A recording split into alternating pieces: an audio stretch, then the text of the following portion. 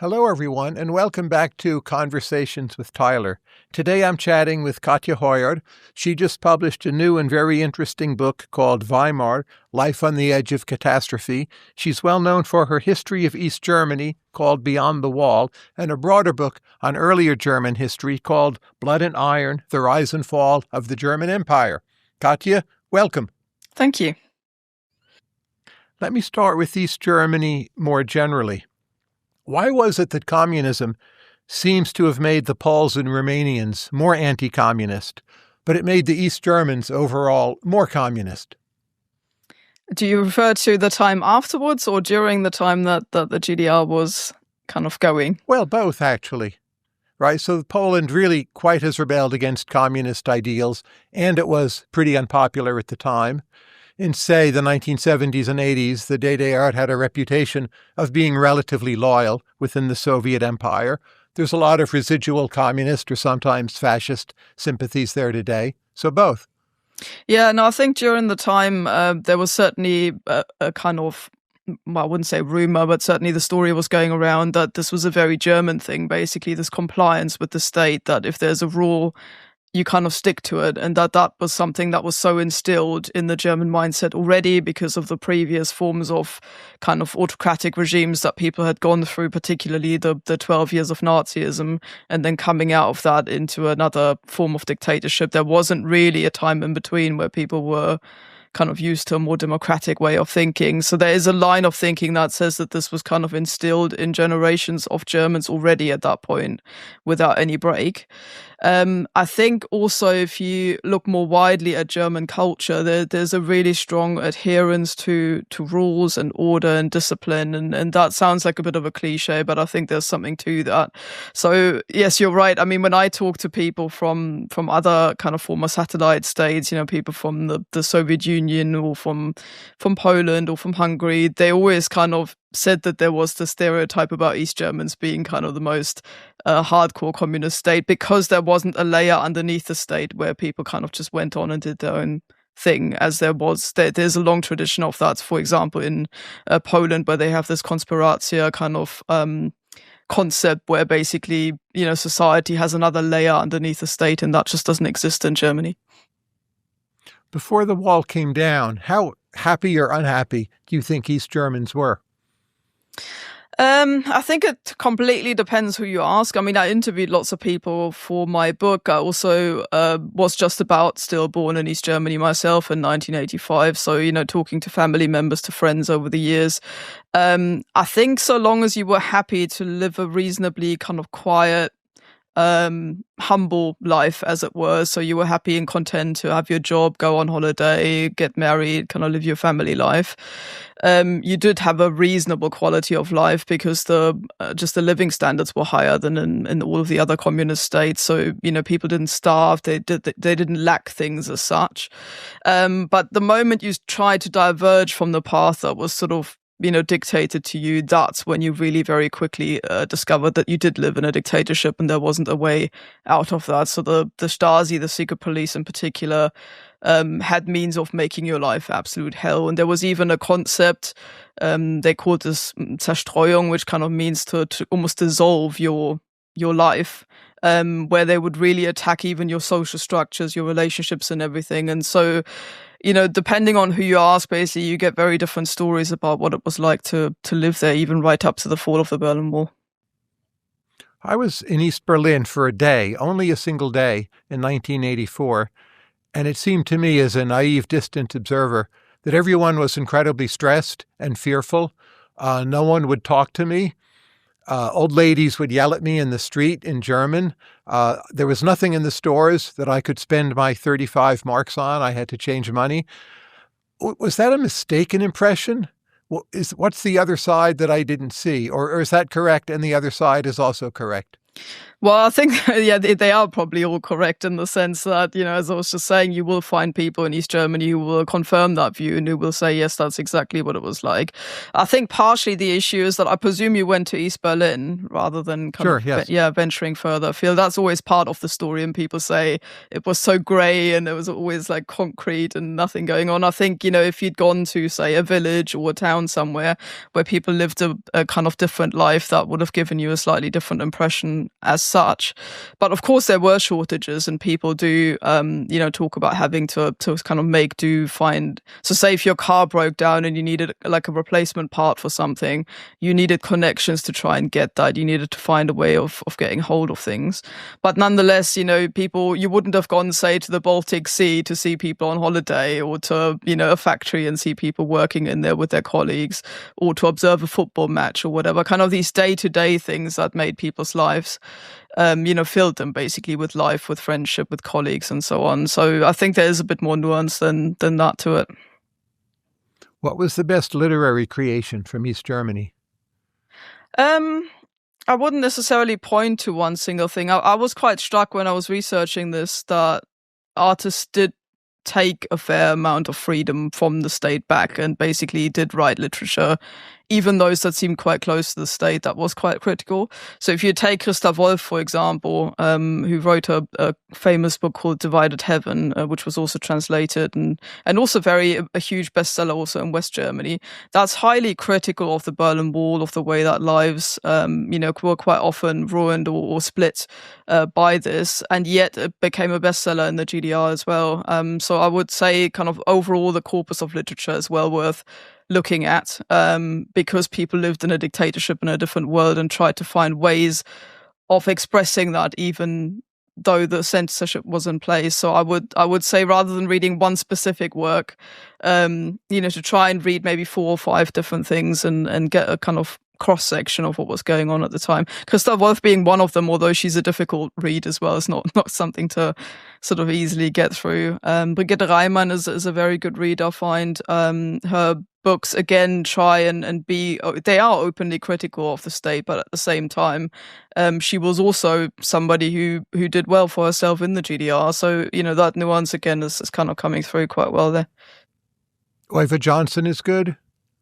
Speculations over Jacob? I haven't read that, to be honest, so I can't comment. That's a great book, yeah. The movie Goodbye Lenin, it's very famous in the United States as a portrayal of East Germany. How accurate is it? I think it toys with the idea of nostalgia quite well. This kind of idea that people struggled with the transition from one system to the other. So, just briefly for those who haven't seen it, the premise is that you have a mother falling into a coma just before the fall of the Berlin Wall, and then she's not to be disturbed afterwards. The doctors are worried, and so her son basically tries to recreate this illusion that the Berlin Wall hadn't actually fallen, and that is done in a kind of tragic, comical way that I think encapsulated the experience quite well. Most people were happy, they were euphoric, they wanted reunification, but they were also worried about losing their entire sort of way of life, the world around them, and especially that insecurity of not knowing what was coming next. I think that really describes the zeitgeist of the era quite well. So I think it's done a decent job in encapsulating that. Is it an accident that the painters Richter and Polke came from the East? Or were there undercurrents of creativity there where it's in retrospect not at all surprising that they came from East Germany? No, I don't think it is surprising. I mean, you do have a system where when you speak to artists, again, you get very different views. Some people say it was absolutely oppressive and they had to get out. And that's often creatives who will tell you that, because by definition, they were the most exposed, kind of trying to do their own thing to censorship and to state oppression. But at the same time, the state also spent a lot of money on arts and literature and culture and film and things like that. So there were also artists who said that there was a degree of freedom in sort of being given the means to do these things, to not have to worry about the day-to-day, kind of financial concerns that artists are often exposed to. And that in itself kind of set the parameters, the economic parameters for some people to work relatively freely, particularly in theatre. You kind of hear that a lot, that because of the amount of money that was spent by the state, that gave a degree of freedom. And then I also think just the sheer experience of living in a dictatorship, of being surrounded by the constraints of that, by having to work around censorship. You have to find sort of quite clever ways of expressing yourself in a different way, I think, that people do in sort of freer societies. So I don't think it is surprising as such that you get kind of a different type of creativity coming from those sorts of systems. The nudity cult from East Germany, FKK, why is that so strong? And it catches on, but there's also this extreme prudishness to communism. How did that picture fit together? Yeah, that's a very good question. I've been pondering that myself for quite some time. I mean, the whole like FKK, the kind of free body culture, I don't know how it's actually translated into English, but this kind of nudist culture is actually much older than East Germany. I mean, it's something that came out of the 19th century. And again, you could ask the same question there. You have a kind of very prudish conservative society that develops this kind of culture. And I think in part it is a counterculture to that. So the idea that this comes out of the people themselves and is an expression of people's freedom, this feeling of kind of just jumping into the ocean naked, being surrounded by nature, that, being together with others, that stripping of clothes means stripping of class boundaries, of politics, of culture in a way, and everyone looks and is the same. I think that's partially the appeal of that, particularly there. And on top of that, I mean, it's just a pragmatic reason, but the Baltic Sea was in the east largely, most of it. And so kind of the nicest stretch of Germany's coastline, just in terms of developing any kind of beach culture really, was in the former GDR, and therefore you naturally have kind of the landscape that lends itself to that. There's a bit of that in the West as well. So when you go to certain areas so say, for instance, the Englischer Garten in Munich is quite famous even today. Sometimes you see kind of people sunbathing in the nude or topless there because there are sort of pockets of that, but it's never that mass movement that it is in the East. And I think that comes out of those two factors that I just explained. If you were to make the case that the rule of Angela Merkel was in some significant way influenced by her East German background, do you think that's true? Is there a case to be made there? And if so, what is it? Well, she tried very hard for that not to be the case. So she was asked, after her 16 years in power, why weren't you a more kind of East German type of chancellor? Why weren't you overtly East German? And she initially always said, well, I want to be the chancellor of all Germans. So if I'd been overtly kind of from the GDR, I would have lost people in Bavaria and other parts of Germany who would have felt sort of culturally alienated by that. But she also admitted later on after she retired that there was an element there of people kind of rolling their eyes and saying, why do you have to talk about the East, or why do you have to start talking about the East all the time? And she tried to avoid that and was very conscious, I think, of not coming across like that. And there was one speech, which I mentioned in the book as well, where in 2021, it was her sort of last big speech in office. She actually talked about her experience as an East German there and said, people always described this as a kind of dark past that she had to shrug off or get rid of in a way, her time in the GDR. And she bristled against that and said, look, this is 35 years of my life. I had experience there. It's literally half of my life that you're expecting me to forget or to somehow overcome. So I think it was there. She always also claimed that this made it easier for her to deal with the Russians because she spoke Russian and, had sort of experienced the same system in her youth and sort of knew what it was like. And so there was always an argument there that she said balancing out kind of her very transatlantic outlook. She was a huge sort of fan of German-American relations as well. But balancing that out with an Eastern outlook, she said was easier for her because of her background. And then lastly, if I may, I think the fact that she was the first female chancellor and to this date the only one, that was easier for her because she'd already got used to working in a way. In East Germany, over 90% of women were in full-time employment, and they'd become a part of the workforce in a more kind of less obviously feminist way and a more kind of obvious, normal, natural way. So dealing with men in your work area, I think, was a more normal thing in the East than it was in the West at this point. And so for her to go into the still quite stuffy male environment in Bonn, in the West German capital, and deal with kind of her new colleagues in politics, I think was easier for her than it would have been for a woman for whom that hadn't been already kind of a normal way of working. Do you think she was too self-consciously aware of the need to be accepted by a largely West German establishment? She was certainly aware of that. She talks about that in her biography as well and in kind of later interviews. So it's certainly something that was going around her mind. But as I say, not in an obvious kind of way, in the way that, say, as a feminist, you'd go in and you deliberately kind of try and rail against what you would see as a sort of male environment. I don't think it was that she went in there as an East German and said, I'm facing a West German establishment here. I need to be particularly aware of this. I think it was almost like she was trying to blend into that a bit more, to scale down her East Germanness and to try and basically adapt to the culture that she found rather than providing an obvious counterpoint to that. There's a common claim, I don't know how true it is, but that many East Germans still today are somewhat resentful or upset because they feel pushed out of leadership positions in business, in culture, in media, often in politics. Do you think that's true?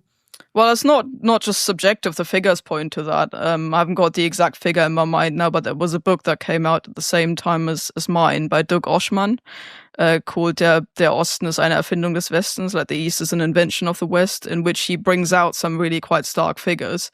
And one of them is something like 1.4% or so of leadership positions across the board, kind of politics, economics, everything, are occupied by East Germans. And given that East Germans make up about a fifth of the population, that's astonishingly low. So this isn't just a subjective kind of feeling that East Germans have. They are genuinely not part of the conversation in proportion to the amount of people that they provide in society. But why is that? The schooling was very good in East Germany, right? Yeah, but I mean, take something like networking. I mean, I didn't realize that much later, but even I, having kind of, as I say, I was a child when the Berlin Wall fell, and then I went to university in the former East. All of my professors were West German. Because by that point they'd sort of purged the entire academic class, if you will, and I only went to university in the early 2000s. And you go there and they bring their own staff with them. They have a certain way of talking to students. They expect you to know these things when you start kind of networking yourself. I didn't even have a concept of networking in my mind because that sort of type of careerism, of pushing, of ambition just didn't exist in the culture that I grew up in. You were kind of just told what to do, really, and then climbing a certain ladder that was provided for you, but you had no idea how to do these things yourself. And so that, means that things like scholarships, you have no idea how they work. You don't really sound and look like the people that you're trying to impress.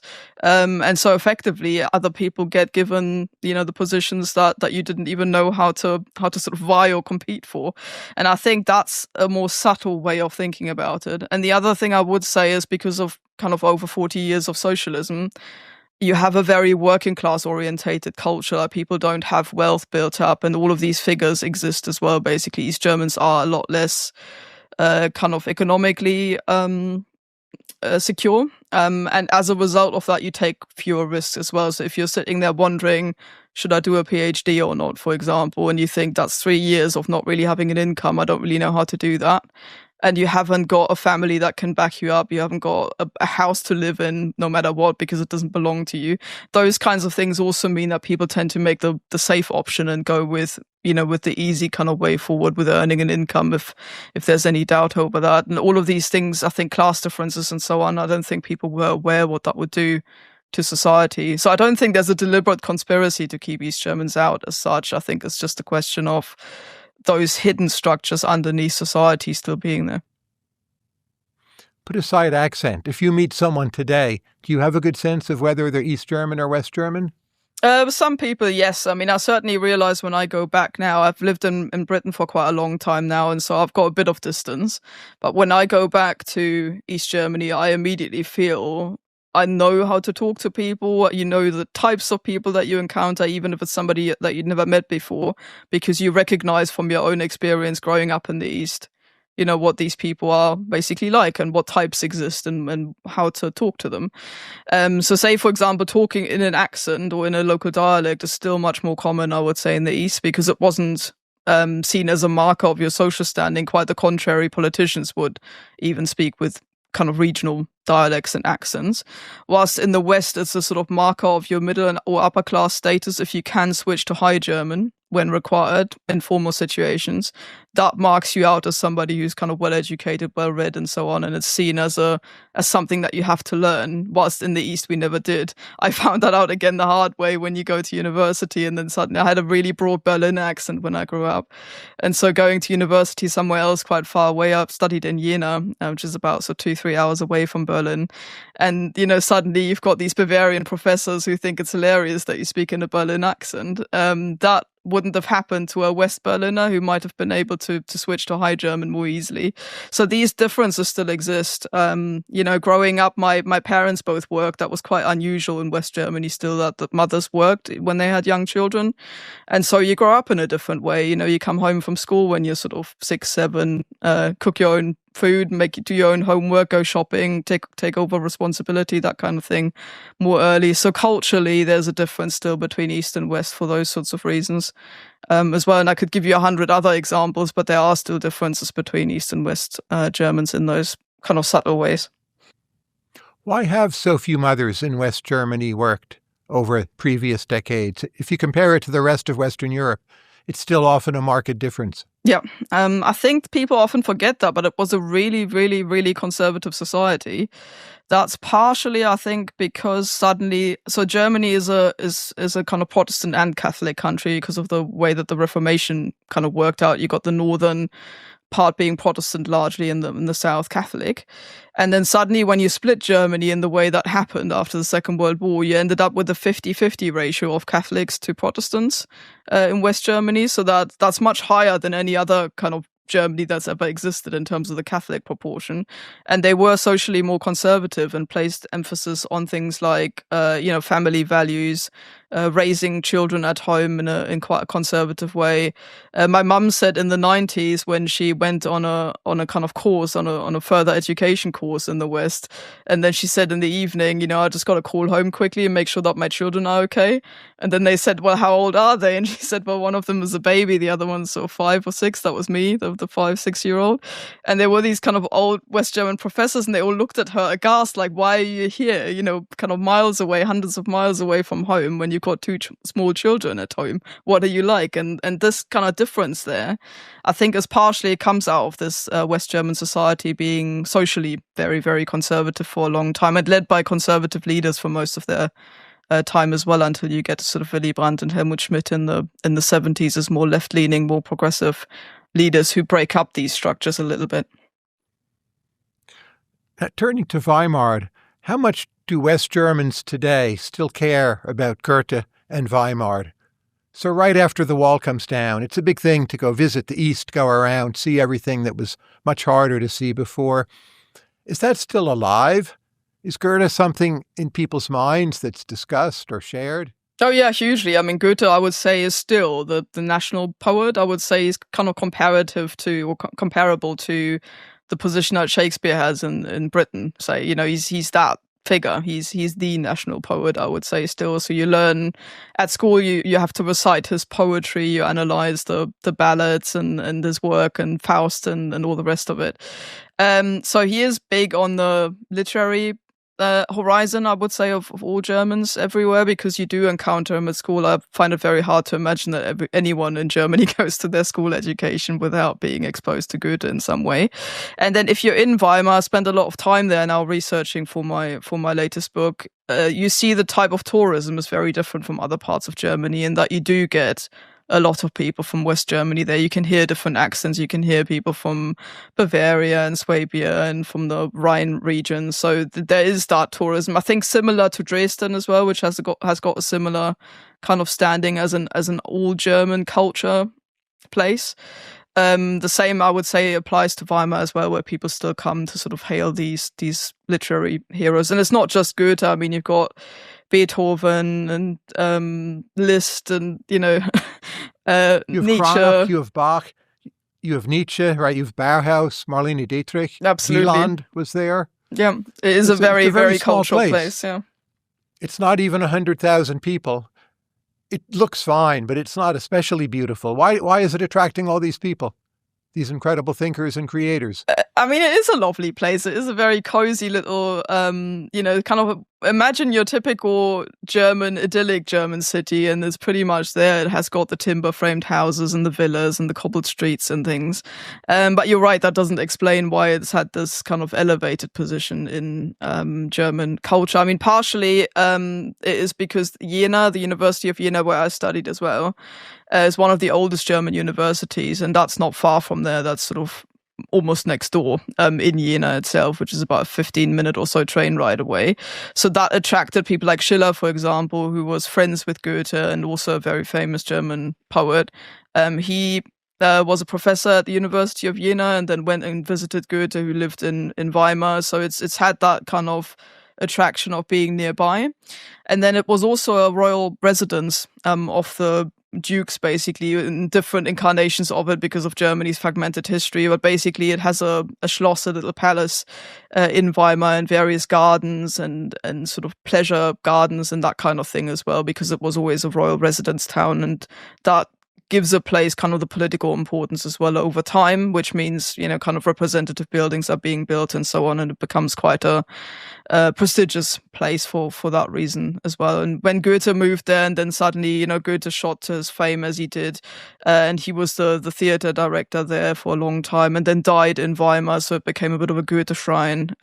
It sort of elevated that even further, that status. How much of a spa town was it? I wouldn't say it's a classic spa town, but it is a town for kind of wealthy cultural retirees. So if you're like an old general and you want to kind of spend your last years somewhere prestigious, somewhere where there's still a bit of culture going on, that's more of a thing, I would say. Conferences have always taken place. They're like meetings. If you wanted a kind of more prestigious place, if you wanted to say we're discussing something important here, then Weimar was always a place where people would meet. It's also central. It's right in the heart of Germany. Again, whichever incarnation of Germany you look at, it always ends up being pretty much right in the middle. It's about halfway between Munich and Hamburg. So for that reason alone, it ended up being kind of quite a popular place for people to go to visit, to meet up. And accumulatively, I would say that gave Weimar quite a large standing on the sort of firmament of German culture. Why were relatively few Jews attracted to Weimar over the years? Again, pre-Nazi time, of course. Yeah, when I lived in Jena and then you travel abroad and people say, so where in Germany do you live? There's no other reference point. There are no urban centers, basically. You have to say what I just said. Oh, about halfway between Munich and Hamburg. Same with Frankfurt. There are no urban centers, and because the vast majority of German Jews lived in urban regions, particularly, of course, Berlin, but also Frankfurt and Hamburg, Munich, and so on. And there just isn't a large urban conglomeration anywhere nearby. So it just doesn't have that sort of the traditional areas that German Jews were involved with, things like culture, banking, finances, that kind of thing, kind of the higher middle class, the professions. There just wasn't much along those lines in Weimar. So the time that I'm looking at in my book, between the two world wars, you have about 100 Jews in a town of about 35,000 people. So it's a tiny population. They're largely people like shopkeepers, and one runs a department store, one family in Weimar, that kind of thing. But it is a small town, and that's, I think, partially why that's the case. If you're trying to talk an American into visiting Weimar, say they don't know German, they don't have German heritage, is there a case you would make, or are they just not going to grok what's going on there?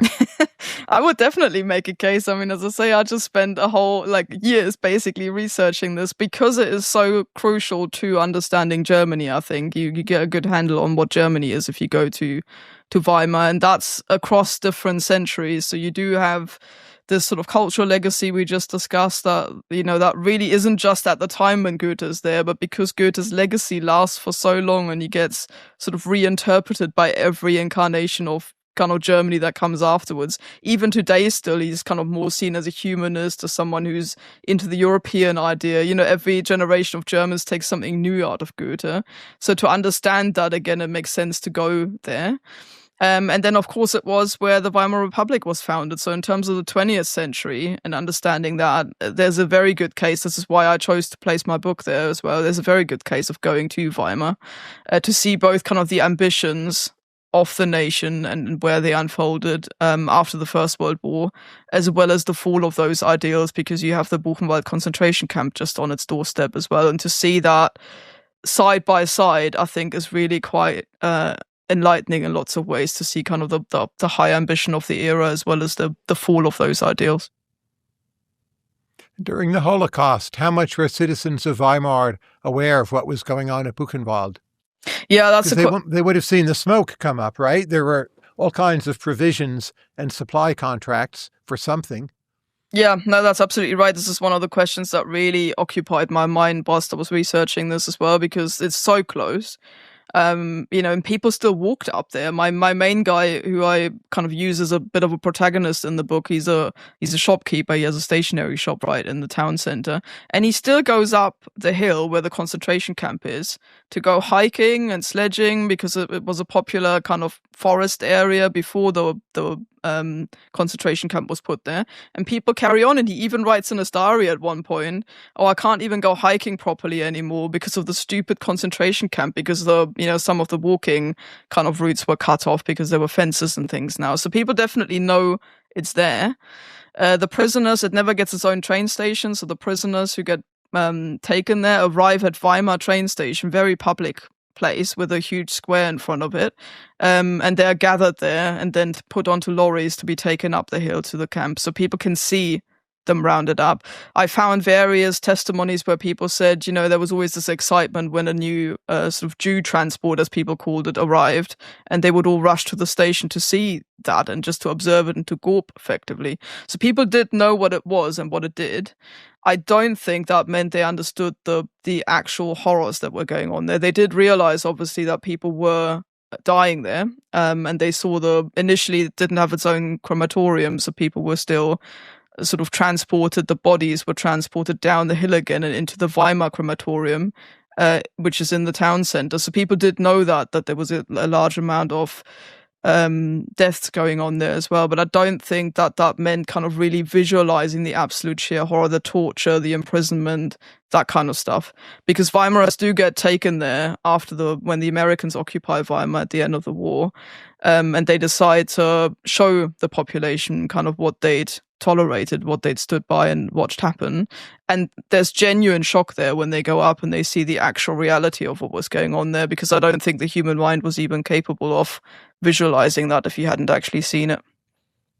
And the people who worked there didn't talk, or they told a false story, or they were self-deceiving? What do you think? Well, a lot of them actually lived on site. So they had sort of barracks built for the SS. And so they did come into town to drink and to shop and so on, but they didn't actually live in Weimar, a lot of them. And I think that helped keep that a secret. And then the other thing is that they quite often, the Nazis were quite open about this. I mean, they wanted the terror of this to really seep into German society.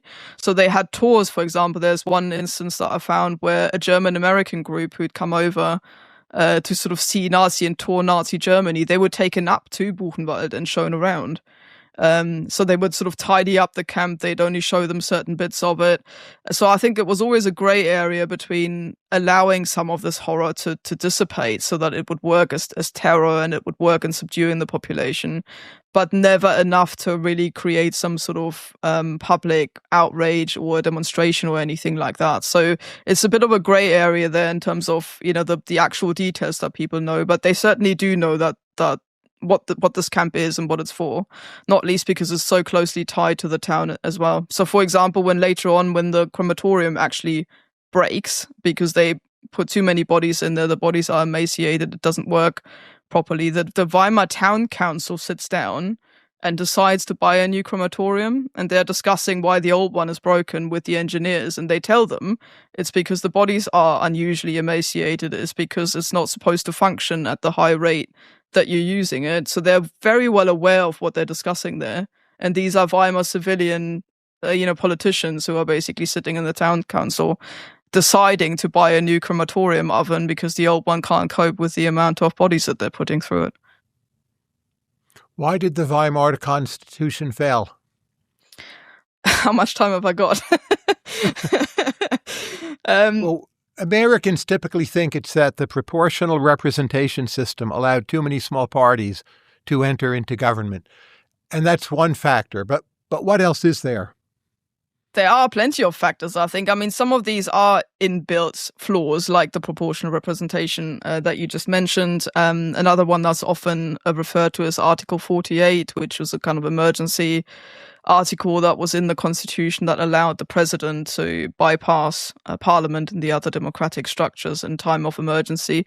But if you just follow down this route, then the fall of the Weimar Republic becomes inevitable, right? If you're just assuming that there were all these flaws in the Constitution already, so therefore it was bound to fail. And I don't think that is the case, because when you study this closely, you do see all of these kinds of forks in the road as to where things could have done differently.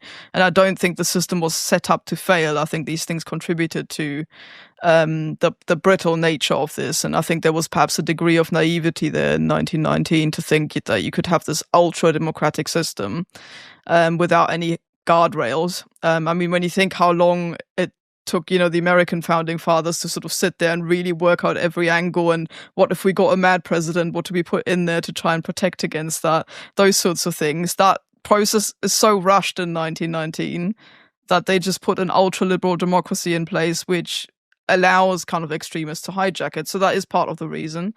I think the other kind of group of reasons is the circumstances under which the system is born. It's basically born into crisis. It comes on the back of the First World War and then runs into economic trouble very quickly. That never really goes away, despite the so-called gilded years in the middle. But all of that's propped up by American money, even the kind of stability years of the middle 1920s. And the moment that falls because of the Wall Street crash, you basically get the very economic foundation taken away again. So, I mean, the subtitle I chose for the book, Life on the Edge of Catastrophe, I'm trying to hint at the fact that that's how a lot of people felt. They were kind of literally balancing constantly for this entire time, really, after 1919, on the edge of their own personal catastrophes. It was always unemployment, hyperinflation, trying to get enough food. People were dying of diseases. There's the Spanish flu, there's tuberculosis. It's always something or other, and people don't feel that the system is giving them stability. So I don't think there ever really is a feeling that this can really kind of work long term, and people do, at the slightest whim, kind of think, oh, maybe we just need to go back to a system where someone makes the decisions.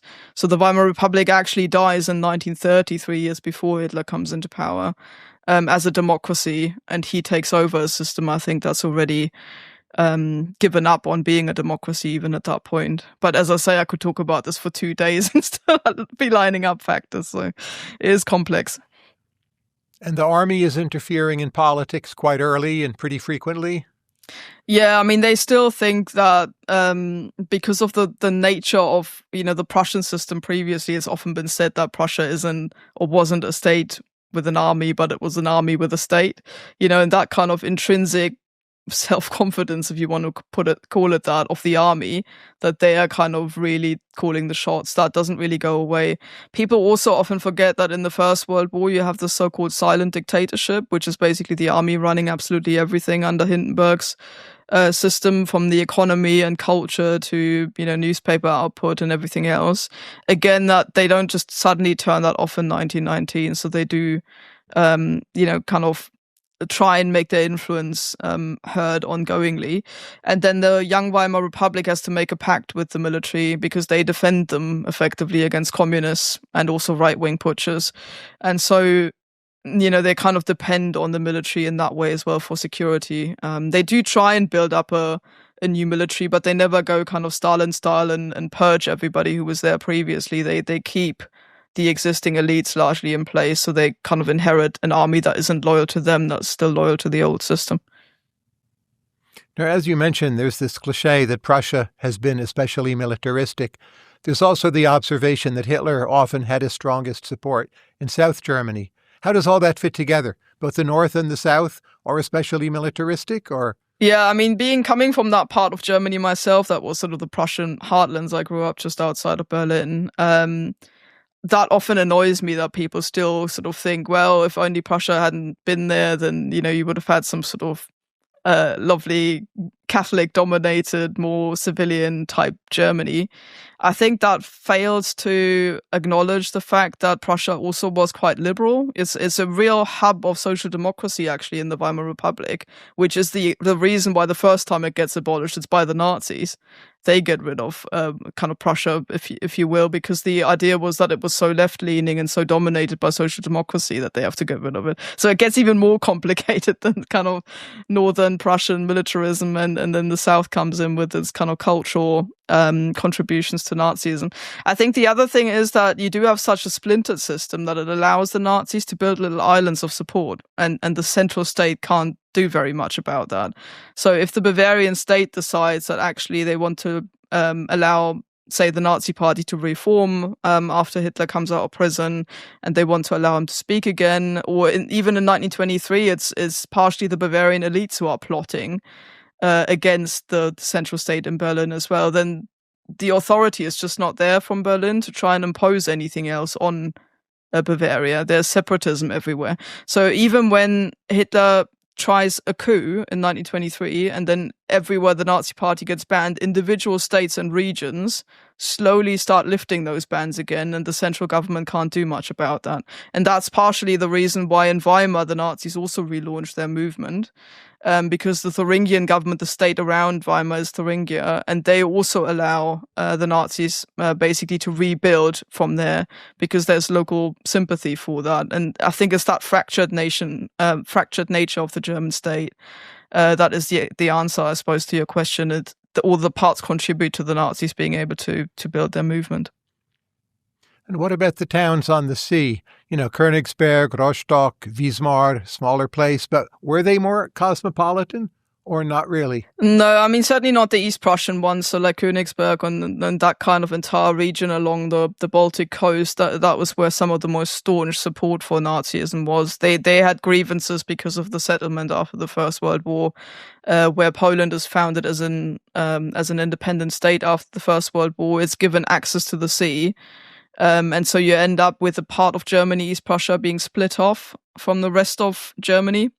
And that creates a lot of grievance and very staunch support for Hitler there, when Hitler basically promises to undo all of that and reunite all of these parts of Germany into one kind of bloc state again. So they're not as such averse to Nazism at all. They basically think that Hitler's restoring kind of the old Germany as was before the First World War. So if you had written the Treaty of Versailles, what would you have done differently? It's always, in hindsight, I think is always a bit much to sit there as a kind of armchair politician and say, this is what I would have done differently. I think it's the worst of both worlds. It's harsh enough to give Germany grievance, to make it feel like it's punished alone for the First World War, particularly the article that gives 231 that gives it the war blame basically and says it's your fault and your fault alone. This is something that unites bizarrely all of these fractured political movements in Germany. So even social democrats find that unfair, and so that I think builds grievance. But on the other side, it wasn't harsh enough to subdue Germany. It wasn't split up. It was still a whole state. It was still powerful enough to do something with that grievance. So I think in a way it would have made more sense to go either way or the other, either make it even harsher and basically create a weak Germany in Central Europe, or go the other way and rebuild from the beginning, as was the strategy after the Second World War. So this is interesting. The lesson that they draw from that is after the Second World War, there is no reparation sum as such that is slapped onto Germany. They basically just say, let's just take out what's actually there. And then start rebuilding Germany because of the Cold War. But this means that there's now this, quite close relationship between western parts of Germany and the US and Britain and France in particular, because they very quickly began to see them as allies. So I would say a decision just had to be made either way. This compromise treaty, I think, is part of the problem. And why, in your view, does anti-Semitism so take off in Germany? Because earlier in history, sometimes Jews would go to Germany for a better life, or it was not obviously worse than many other places, though there was always plenty of anti-Semitism there. But how and why did it explode? Yeah, that's a very good question, because you do see it, across Europe. And even in the 1920s, you still get an influx of Jews to Germany from the East, because they find much harsher conditions there in many states. So, for example, I saw that there were lots of people at Munich University who were complaining that suddenly lots of Hungarian Jews would kind of turn up and enroll at the university because they introduced, quota for Jewish Hungarians at their universities. So even then, there's still a degree of tolerance there. I think partially it's because anti-Semitism tends to always be a symptom of a society in crisis. Kind of the worse it gets, the worse anti-Semitism gets. So that's partially, I think, an explanation for that, is that particularly because it's economic grievances, people then look for scapegoats for the Great Depression, but also hyperinflation. And they see that the Jewish Germans, who are largely in middle class and upper class kind of social environments, that they're still doing reasonably well for themselves. And so, this kind of narrative of they're exploiting the poverty of the others is particularly easy to exploit in a situation like that. And then there's also, a journalist put it quite well recently on a different reason, but he said to be German means to walk down every cul-de-sac to the end. And so, the idea that there's anti-Semitism already latent in society, then it becomes Hitler's own obsession. People are working towards the Führer, as Ian Kershaw, the historian, put it. They're kind of finding more and more extreme ways of dealing with things that are already latent in society, and the system that Hitler sets up allows this to happen.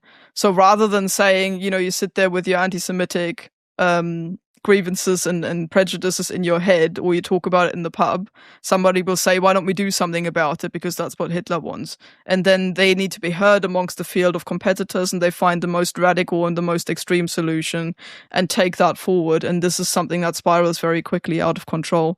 There is little, most historians now agree that there wasn't a master plan that led to Auschwitz basically in the 1920s within the Nazi movement, despite the rhetoric that you see there. It's bit by bit the escalation that you see is due to the radicalism of the Nazi movement and the way that people follow orders and go along with it. And to what extent did people think it was weird that you had a highly nationalistic movement, but it's led by an Austrian with a very bizarre accent? Yeah, that is certainly an aspect of this. I described that a bit in my book as well, because Hitler didn't even have citizenship. So German citizenship. So when he wanted to become president in 1932, he stood for the election then against Hindenburg. He actually needed to become a German citizen very quickly so that he could even exercise his passive electoral rights. And that was a problem. So all the Nazi leaders were falling over themselves to try and find a way of giving him citizenship. It's certainly not something that's automatically there. He himself always argued that he always felt German. He was from the far western part of Austria by the German border, where he sort of was born and where he grew up, in Braunau am Inn, which is literally just the other side of the border. So he argued that actually his accent is Bavarian. And it does have that, because it is so close to the German borders. It's that sort of, being Catholic, being Alpine, being from that region. It's not an obvious distinction, I would say, in the way that people think of it now. And then people also forget that in Austria there was a huge movement in the 1920s, because Austria was basically, after the First World War, was split from its own empire, and it became the small German Austrian rump state, and it suddenly feared for its own existence and survival because it was so small, having previously been an empire. And so there's a huge movement, even from left-leaning and progressive Austrians, towards a unification process with Germany in the 1920s, which is forbidden in the Treaty of Versailles, so they're not allowed to do that, but the movement exists. And so it's not an unnatural position for Hitler to say, or he's certainly not alone in that, for Hitler to say, actually, I'm German, we're all Germans because we're Austrians and we should be part of this. Look at the 19th century when there were debates about a greater Germany that included Austria at that point. So he's harking back to that, and he's saying, actually, we shouldn't be in two separate countries. And this works for many Germans. And you actually see a much higher than average proportion of Austrians serving in concentration camps as well as guards, which is an interesting development. There's almost a more fervent, more extremist type of kind of Nazism going on in Austria. They almost feel like they have a point to prove that they want to be part of the same system. You see the same with Kristallnacht, with the pogroms against Jews in 1938. They take a much more violent turn in Austria, where in Germany it's mostly shops and synagogues and so on that are being attacked, although people also die and get murdered and arrested. But in Austria, it's very much targeted at the people themselves, at Jews, because of this kind of emotionality of wanting to prove that you're part of this. So it's not as odd as it looks today when we're looking at two very distinct states there. Basically, that isn't really the case in the 1920s, where there's still arguments about some form of unification of Germany and Austria, which Hitler, of course, ends up doing. To the extent you have fondness or nostalgia for cultural creations of the Weimar era, what is it for? I wouldn't say I'm personally sort of not nostalgic in that sense. I mean, as a historian, I always find it a bit, it's my job to analyze what happened in the past rather than to crave something from there, if that makes sense in an emotional sense.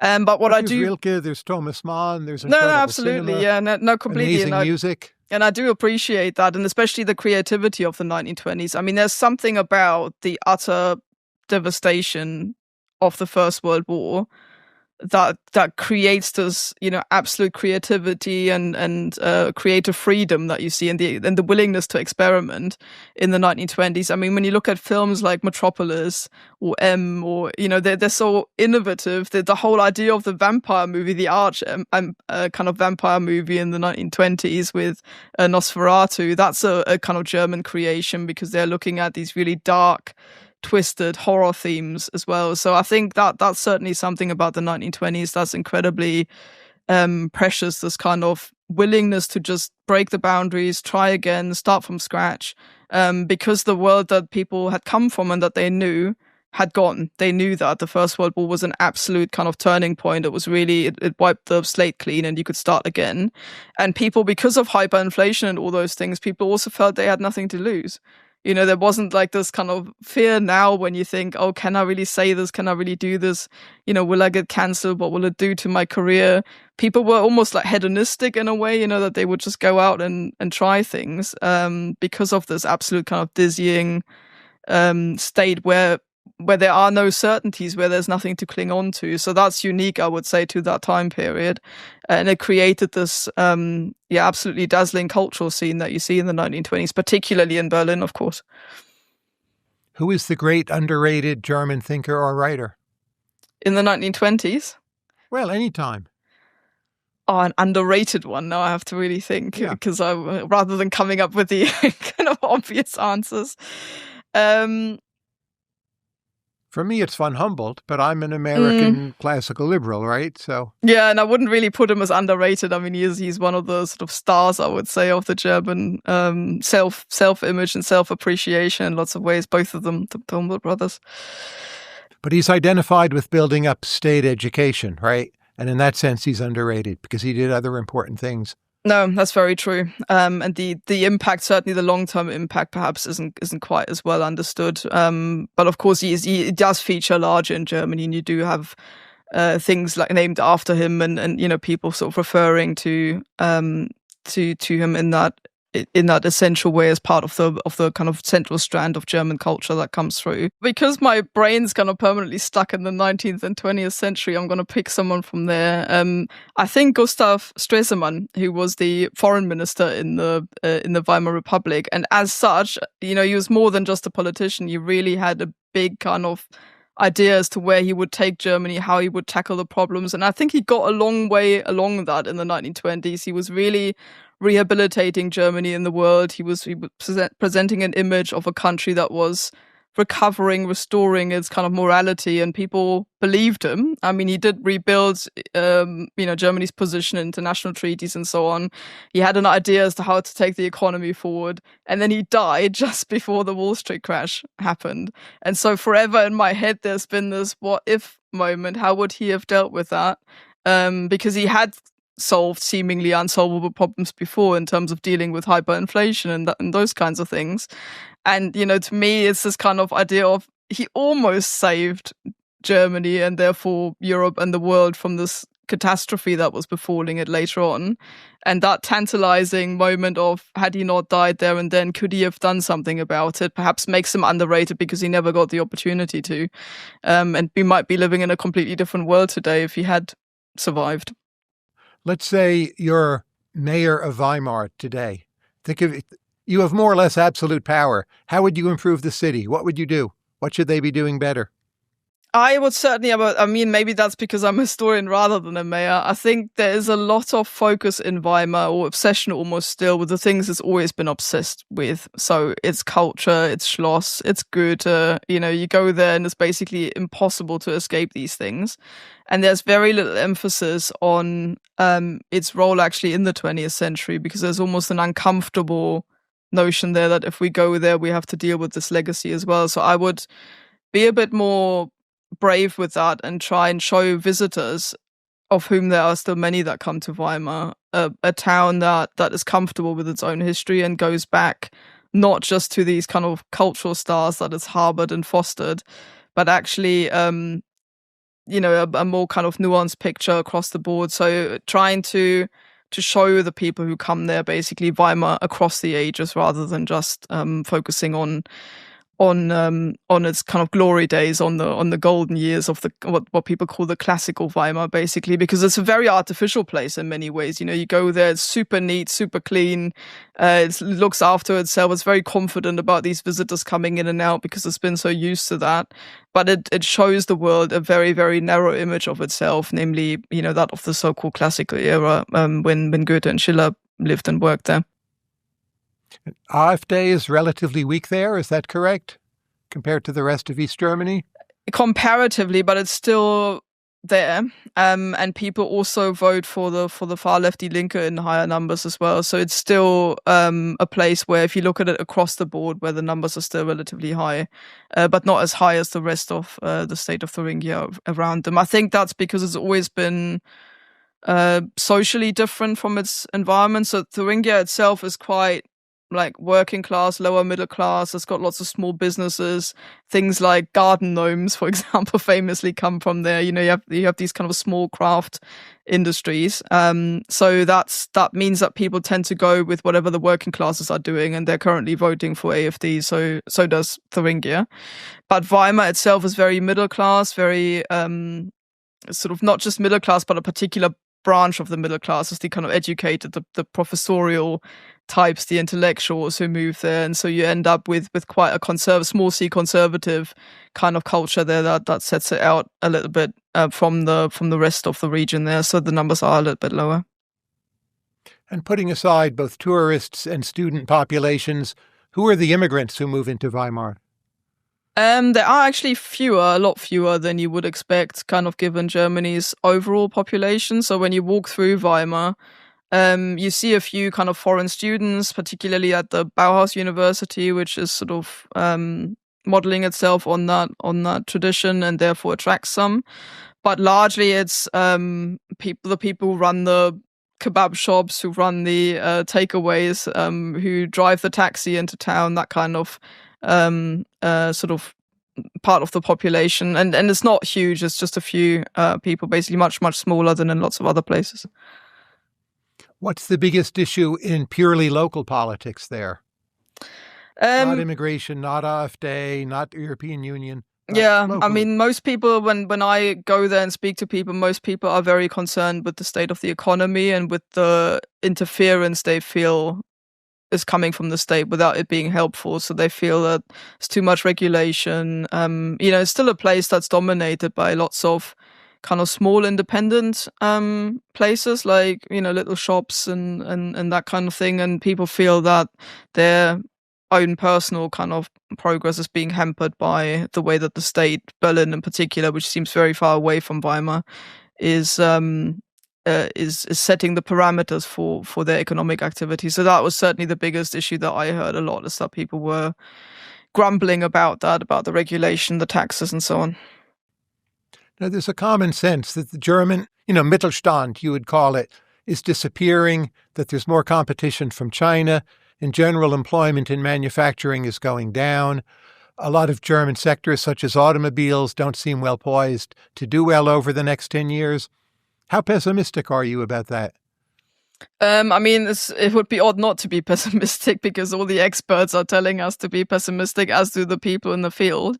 And you do see entire industries breaking away at the moment. I mean, there's a huge issue, particularly with energy, that isn't being addressed and isn't being resolved. So if you have a part of the or if you run a part of the economy that relies on stable and affordable energy, then there isn't an obvious solution. This isn't a kind of temporary crisis that you just have to sit out and hope that it'll go away. But actually the structural things that are wrong with the German economy don't seem to be going anywhere. So I'm quite pessimistic at this point, but I'm hopeful that the election results that are coming in thick and fast now, and you begin to really see that in politicians, that it's beginning to sink in just how pessimistic other people are and how fed up they are, that this is now hopefully leading to some reforms. And there's certainly talk of that at the moment in Germany. But say at a deeper level, what do you think went wrong? So German trains, they used to almost always be on time. Now they're quite typically fairly late. Things Germany, for a long time, was very, very good at, seem to be fraying. What's the deepest structural model of what's going on there? I think the biggest problem is complacency. I think people were so used to the idea of this system always going that way. When you look at the whatever it is 20 largest German companies today, they're all 19th century, or a lot of them are 19th century companies like Siemens, Bosch, kind of the big companies that you'd expect, chemical industry, electronic engineering, that kind of thing. And because these things survived like 2 world wars and the complete moral and economic destruction that the Second World War brought, and came back, bouncing back afterwards with the economic miracle in West Germany, I think people thought that they would always just carry on running no matter what you do with them. You don't have to look after the system. You don't have to reform it. You don't have to modernize it. And as a result of that, I think people didn't really think, how do we get this, or how do we adapt this thing to the 21st century? So when you look at things like startups, say in Germany, the rate is much, much lower there than it is in comparable countries because the innovation is lacking. People just thought, let's run with the existing thing, it served us well, without having the kind of nimble footedness that made the system great in the first place. That innovation of the 19th century, that zeal, I think has gone to a lot of, or to a large extent. You've now lived in Britain for quite a while. How do you feel that shapes your interpretation of East German history and Germany in general? I always find it helps because you sort of sit outside. I sometimes joke that I live in exile, so you can kind of, observe your own country perhaps in a slightly less cautious and fearful way. I feel that people who live in Germany and their careers depend on what they say and what they write, they tend to be a bit more cautious than people who don't. And then also Germany has got a bit of a habit, I suppose, like the US, because it's quite large, quite dominant for where it is. It tends to not look across its own borders. It tends to kind of interpret its issues within its own ecosystem, and thereby doesn't see that other countries either have the same problems and have dealt with them in some way that might actually be useful to look at, or that the problem that they have is distinctly German.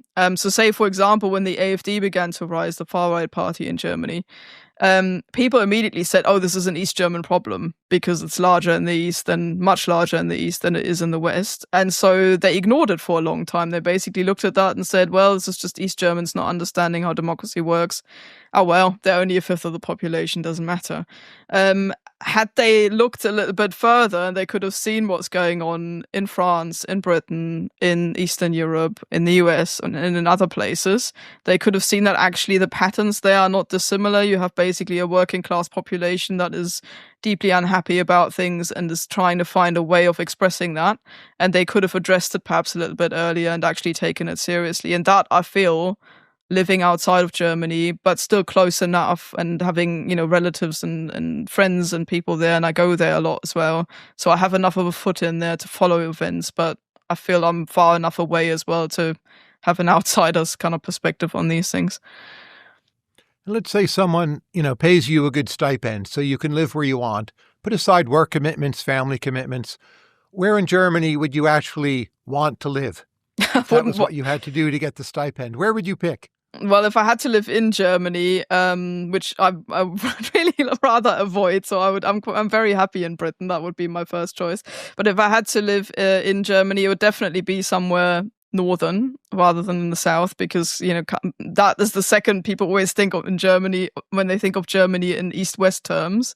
But actually, the north-south divide is much older and much deeper, I would say. So for someone like me to go to Bavaria, say, it feels like you're in a foreign country. You don't really know the social conventions. They're very conservative, very Catholic still, a very different culture compared to kind of the northern half. So definitely in the north. And I always feel more comfortable the further north I get. So I like being in Hamburg, for example. I like being by the coast. People are very calm and often a bit aloof as well, but I quite like that sort of a very calm, to me, quite sort of polite, cautious way of being, rather than the sort of brash culture that is associated with other parts of Germany. So I'd probably end up somewhere along the coast. Hamburg, to me, is the most British part of Germany. Yeah, people say that. Yeah, they say it's the most British city in Germany. So that's maybe part of the reason. For you on the map, where does North Germany stop and South Germany begin? Well, people joke that there's a Weißwurstäquator, a sausage equator, basically south of which they eat this white sausage that is famous at the Oktoberfest. It's kind of like a squishy sausage that you have to cook and boil and then suck out of its skin. If you like that, you tend to live in the south. And then if you don't, you live in the north. And that is usually kind of along the River Main, which crosses Germany horizontally. About a third or so is south of it and 2/3 is north. And that tends to be sort of about right, I would say. It's also, in terms of the geography, if you look at it, the north is quite flat. And then once you get to Thuringia and Hesse and areas like that in the center of Germany, it becomes more mountainous, which is also associated with different, types of cultures. It's that kind of that foresty, mountainous image that people have of Germany that starts about halfway down and then becomes more pronounced the further south you get, until you get to the Alps as well. So I would say, yeah, probably the top half to 2/3 is a bit larger than half, I would say, in the top. Yeah. Before my final question, just to plug your book again, Katja Hoyer, Weimar, Life on the Edge of Catastrophe. Finally, what will you do next? I haven't really quite decided yet. I think I want to really delve down into one particular story or case or individual, something really quite distinct and specific, because I think that kind of I've looked at the bigger picture for so long now, these kind of telling these big stories that happen over decades, that I think just looking at one particular issue might be an interesting, or person or whatever, might be an interesting thing to do. So I'm bouncing around different ideas there at the moment, and sorry to be a bit sort of guarded still about that. It's just that whilst I'm still having these ideas swirling around, the moment you say anything, people come back and say, yes, do that or don't do that. And you end up, kind of being influenced by that. So I tend to make a decision at some point and then, release it. Great. Katja Hoyer, thank you very much. Thank you.